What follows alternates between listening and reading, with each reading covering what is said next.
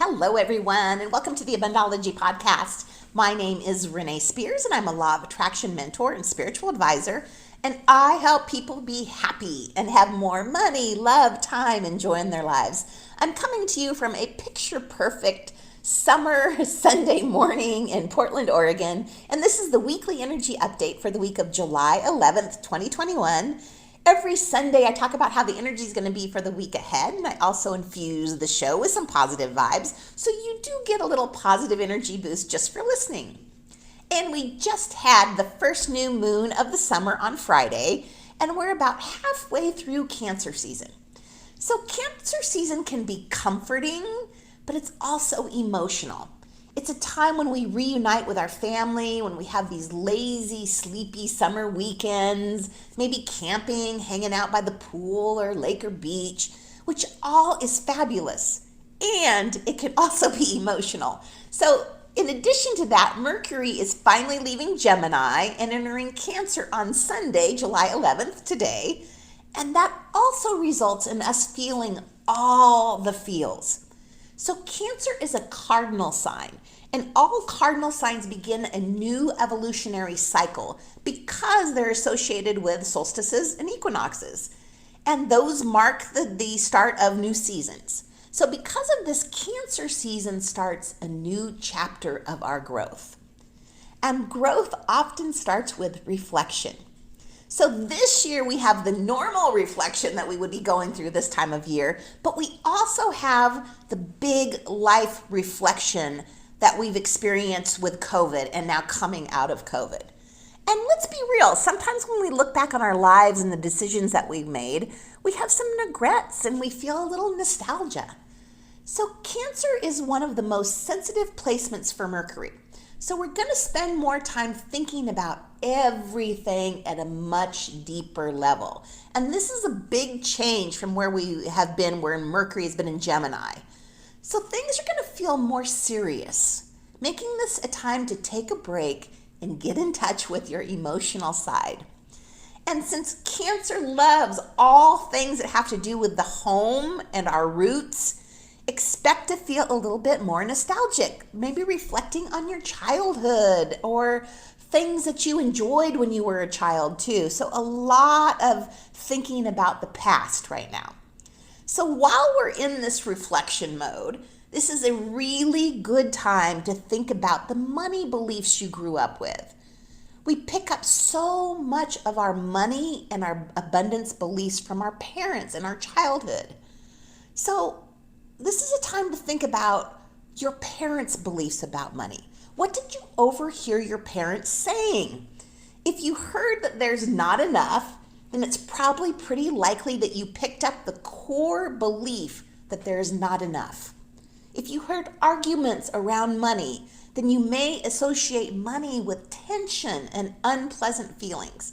So we develop and we adopt our place in the world based upon our surroundings during childhood. So if we grew up wealthy, we expect that to continue. And if we grow up in poverty, we see really no other way to live and no possibilities. So when you asked for things growing up, what were the messages that you heard? A lot of people heard that we can't afford it. So after hearing this over and over and then believing it as a child, maybe you made the decision not to ask anymore, not to want things, and not to dream. So let's contrast that with affluent kids. So affluent kids learn that what you ask for, you ask for what you want and then you expect to get it. They do not grow up hearing that they can't afford things because they can afford them.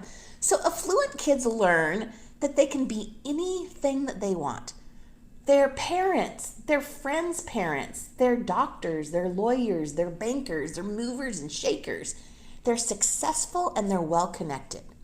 So the kids grow up hearing adults talk about work, vacations, possessions, finances, investments, and how life works. So from the very beginning, their brains work on abundance level 10. They are raised with possibilities.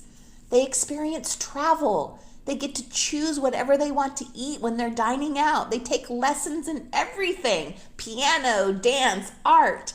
They go to camps and learn horseback riding and fencing and archery. Anything they want to learn. These lessons result in increased confidence, and then they believe anything is possible. So let's contrast that with the kids that grew up not even thinking that getting a toy at the grocery store was possible.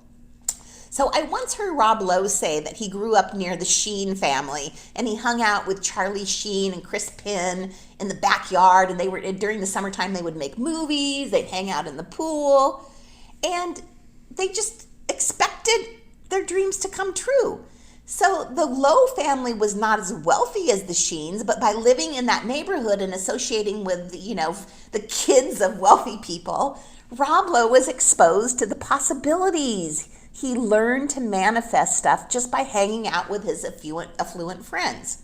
So let's contrast this with a child who never sees anybody get what they want. A child who sometimes doesn't even get what they need. Think about what this child learns and believes, and how that shapes their belief system. So these fundamental beliefs about how life works shape children's brains from a young age. And these beliefs determine whether or not you believe things are possible.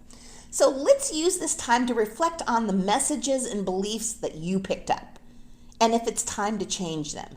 So now you get to decide what you believe. You're not a kid anymore, and you're aware now, and you get to decide if you want to keep these beliefs or if they're not working for you any longer and you want to change them.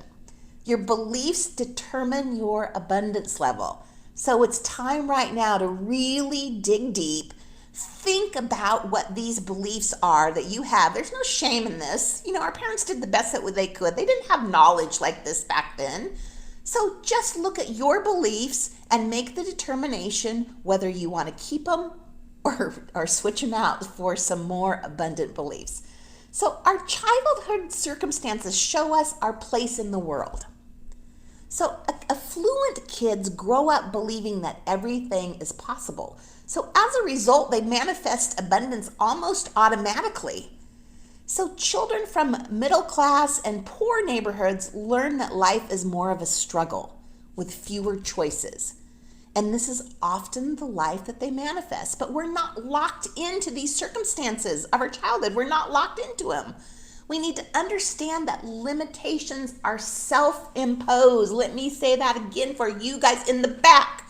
Our limitations are self-imposed. So by changing our core beliefs and thinking more like the rich, we can learn to manifest abundance. Yeah, now's the time to start looking at some of those core beliefs. So one more thing I want to mention today. On Tuesday, the 13th, Venus and Mars are conjunct in Leo. So Venus and Mars are the love and the sex planets. And they only meet once every 2 years. So expect some sparks to fly and some new love beginnings. This very well might be your summer of love. I mean, the stars are aligned for it. So the summer that you meet your forever person. So love is in the air. I don't know, if it were me and I was in a relationship, maybe this is the summer I'm actually in a relationship. But if I was in a relationship or starting one, I would go all in on the romance right now. Buy the flowers, go to the midnight dinners, go see the stars, go all the romantic stuff. Do it now. You're going to get so much pleasure out of it. Super exciting. I'm excited. I'm excited for the people out there that are in love, in partnership, or just meeting their new soulmate. Oh my God, summer of love. I love it. And that's pretty much it for the week. So just to recap, we're a little emotional, maybe a lot emotional right now, and nostalgic. So give yourself some downtime to be with these feelings. Also, spend some time thinking about your relationship with money and the messages and the beliefs you picked up from your childhood. This is the perfect time to change those beliefs, and we're starting a brand new chapter right now. So let's change the beliefs at the start of the chapter and live this next part with more abundant beliefs of our choosing. So as always, thank you for listening. Have a wonderful summer week, and I will talk to you next week.